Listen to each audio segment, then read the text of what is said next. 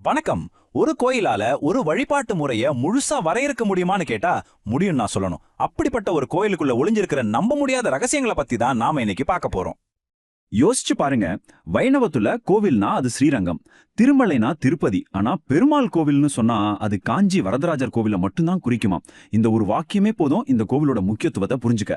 சரி, அப்படி பெருமாள் கோவில்னு தனிப்பேரோட அழைக்கப்படுற இந்த இடத்துக்குள்ள அப்படி என்னதான் ஆச்சரியங்கள் ஒளிஞ்சிருக்க, வாங்க ஒன்னொன்னா பார்க்கலாம்.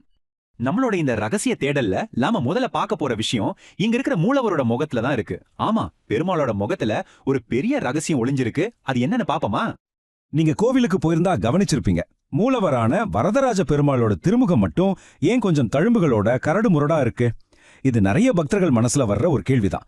ஆனா ஆச்சரியமான விஷயம் என்னன்னா, இதுக்கான பதில் அவரோட பிறப்பு கதையிலேயே இருக்கு. கதைப்படி படைப்பு கடவுளான பிரம்மா மகாவிஷ்ணுவை காணணும்னு ஒரு பெரிய யாகம் பண்றாரு. அந்த யாகத்தீயோட மையத்துல இருந்து அப்படியே தங்கம் மாதிரி ஜொலிச்சுக்கிட்டு வரதராஜ பெருமாள் தோன்றாரு. ஆனா அவர் பிறந்த அந்த யாகத்தோட வெப்பம் அவ்வளோ அதிகமா இருந்ததால அந்த தீச்சுவாலைகள் அவரோட தெய்வீக முகத்துல நிரந்தர தழும்புகளை உண்டாக்கிடுச்சு. அதனாலதான் நெருப்புல பிறந்ததோட அடையாளமா அந்த அக்னியோட தழும்புகளை இன்னைக்கும் அவர் முகத்துல நம்ம பார்க்க முடியுது.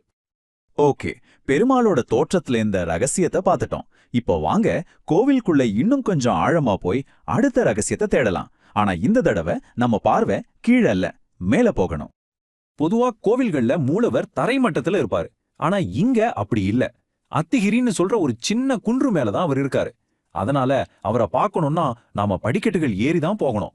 ஒரு வகையில அவர் அடையிறதே ஒரு பெரிய ஏற்றம் மாதிரிதான். சரி, கஷ்டப்பட்டு ஏறி போய் அவரை தரிசனம் பண்ணிட்டோம். ஆனா அதுக்கப்புறம் தான் அசல் ரகசியமே காத்திருக்கு.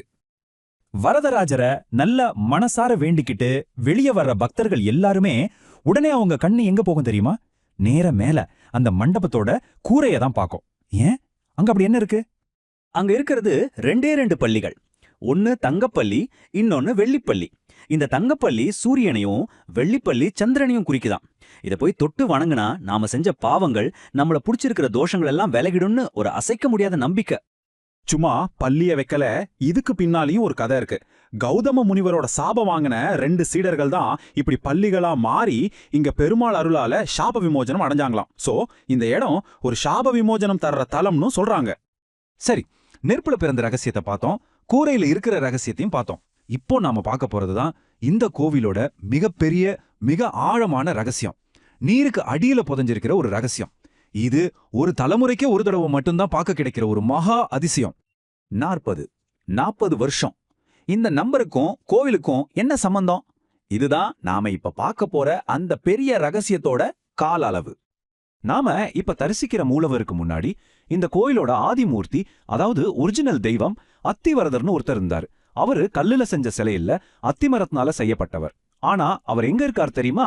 கருவறையில இல்ல, கோவிலோட புண்ணிய தீர்த்தமான அனந்த சரஸ்குலத்துக்குள்ள நீருக்கு அடியில. இதுதான் அந்த 40 வருஷ கணக்கு. ஒவ்வொரு 40 வருஷத்துக்கும் ஒரு தடவை தான் அத்திவரதரை குளத்துல இருந்து வெளியே எடுப்பாங்க. சரியா 48 நாள் மட்டும் நமக்கு தரிசனம் கொடுப்பாரு. அந்த திருவிழா முடிஞ்சதும் மறுபடியும் அவரை குளத்துக்குள்ளேயே வச்சுடுவாங்க. அடுத்த தரிசனத்துக்கு நாம இன்னும் ஒரு 40 வருஷம் காத்திருக்கணும். ஆனா எல்லாத்தையும் விட முக்கியமான கேள்வி ஒண்ணு இருக்கு. எதுக்காக ஒரு கடவுள் தண்ணிக்குள்ள இருக்கணும்? எதுக்கு இந்த விசித்திரமான ஏற்பாடு? இதுக்கான பதில் நாம முதல் ரகசியத்துல பார்த்தோமே, அங்கதான் இருக்கு. நினைவிருக்கா? அவர் யாகத்திலிருந்து பிறந்தார்னு சொன்னோம்ல, அந்த நெருப்புல இருந்து உருவானதால அவரோட உடம்புல இருந்து அளவற்ற வெப்பத்தை தணிக்கிறதுக்காக தான் அவர் தண்ணிக்குள்ளேயே வாசம் செய்யறதா ஒரு பெரிய நம்பிக்கை இருக்கு. பாத்தீங்களா, நெருப்புல பிறந்த ரகசியமும் நீருக்குள்ள வாழ்ற ரகசியமும் எப்படி ஒன்னோட ஒன்னு கனெக்ட் ஆகுதுன்னு. நெருப்பு, கூரை, நீர்னு இத்தனை ஆச்சரியமான ரகசியங்களை நாம பார்த்துட்டோம். இது எல்லாத்தையும் ஒன்னா இணைக்கிற கடைசி ஒரு புள்ளி இருக்கு. அது என்னன்னா அவரோட பெயரே தான். இவ்வளோ ரகசியங்களுக்கு பிறகு வரதராஜர் அப்படிங்கிற பேருக்கு உண்மையான அர்த்தம் என்னவா இருக்கும்? வரதராஜர், இத பிரிச்சு பாருங்க. வரம் பிளஸ் ராஜர். அதாவது வரங்களை கொடுக்கறதுல அவர் ஒரு ராஜா. தன்னை தேடி வர்றவங்களுக்கு அவங்க கேட்கிற வரங்களை அள்ளி கொடுக்கிற ஒரு பேரரசன். அதான் வரதராஜர். நெருப்புல பிறந்து கூரையில ரகசியங்களை வச்சு தண்ணிக்குள்ள வாழ்ற ஒரு தெய்வம். அப்படிப்பட்ட ஒரு வரங்களின் அரசன்கிட்ட நீங்க ஒரு வரம் கேட்கறதா இருந்தா அது என்னவா இருக்கும்?